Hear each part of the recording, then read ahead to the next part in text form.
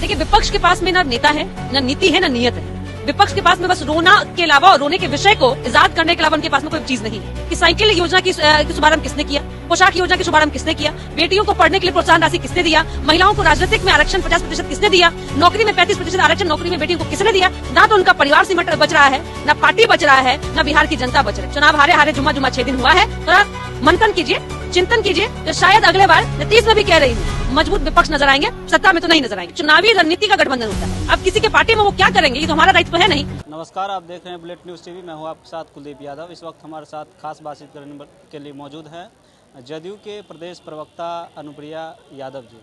सबसे पहले बधाई हो, नीतीश कुमार ने फिर से बिहार के 10वीं बार मुख्यमंत्री बने। बहुत बहुत धन्यवाद आपका और धन्यवाद बिहार की जनता का कि जिसने मुख्यमंत्री नीतीश कुमार जी के चेहरे पे विश्वास जताया और बताया कि बिहार में सुशासन की सरकार कायम रहेगी। और बधाई खासकर महिलाओं को जिसने यह तय किया कि नहीं, बिहार की सत्ता संभालने का मौका उनको मिलेगा, जो महिलाओं को सशक्त करते हैं, जो युवाओं को रोजगार देते हैं और जो पूरे बिहार को अपना परिवार मानते हैं। आपने महिला को बधाई दे दिया है और विपक्ष से जो भी नेता है वो तो कह रहे हैं कि महिला को 10-10 हज़ार रुपये से दे करके वोट खरीदने का काम किया नीतीश कुमार ने। देखिए, विपक्ष के पास में ना नेता है, ना नीति है, ना नियत है। विपक्ष के पास में बस रोना के अलावा और रोने के विषय को इजाद करने के अलावा उनके पास में कोई चीज नहीं है।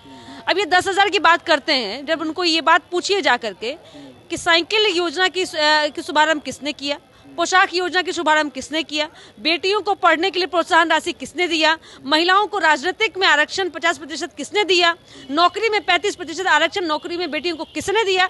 अरे क्या बात करते हैं।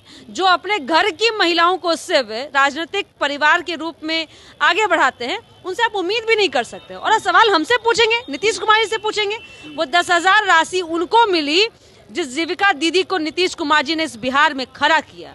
वो 1 करोड़ 35 लाख जीविका से जुड़ी हुई महिलाएं हैं, 10 लाख जो परिवार लाभान्वित हो रहा है, उसी को एक्सटेंशन मिला है। बिहार की जनता ने और महिला ने विश्वास जताया है कि नीतीश कुमार जी महिलाओं के स्वाभिमान के लिए जिस तरह से शराबबंदी किया, जिस तरह से महिलाओं को 4 दीवारी से बाहर निकाल के उन्हें आत्म सम्मान दिया, वो नीतीश कुमार जी के साथ में सशक्ति से खड़ी हैं। और जरा पूछिए उनसे, ना तो उनका परिवार सिमट बच रहा है, ना पार्टी बच रहा है, ना बिहार की जनता बच रही है। तो सवाल उनका पूछने का नैतिक बल नहीं है। मेरा सलाह है, चुनाव हारे जुम्मा 6 दिन हुआ है।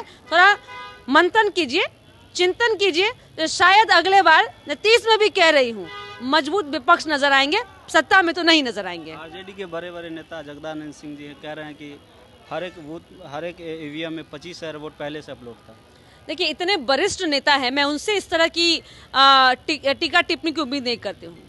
और जब चुनाव लड़ा जाता है तो एक विधानसभा में कम से कम 300 समथिंग बूथ होते हैं। हर एक बूथ पे अपने अपने पार्टी के जो होते हैं कि पोलिंग एजेंट होते हैं, और उस एजेंट के सामने में ईवीएम ओपन किया जाता है और दिखाया जाता है कि इसमें 0 है और हस्ताक्षर होता है।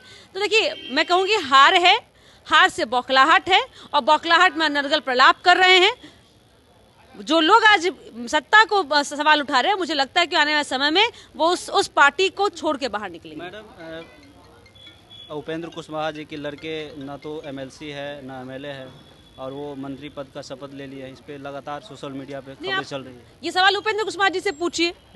ये आप हमसे, जनता से क्यों पूछ रहे हैं? आपके पार्टी नहीं, मेरी पार्टी से कौन है? जनता दल यूनाइटेड एक ऐसा दल है। नहीं, जनता दल, देखिए गठबंधन में ये चुनावी रणनीति का गठबंधन होता है। अब किसी के पार्टी में वो क्या करेंगे ये तो हमारा दायित्व तो है नहीं। अब जेडीयू के अंदर का दायित्व हमारे माननीय मुख्यमंत्री नीतीश कुमार जी का है। आप हमसे सवाल पूछिए, इसका जवाब हम देंगे आपको।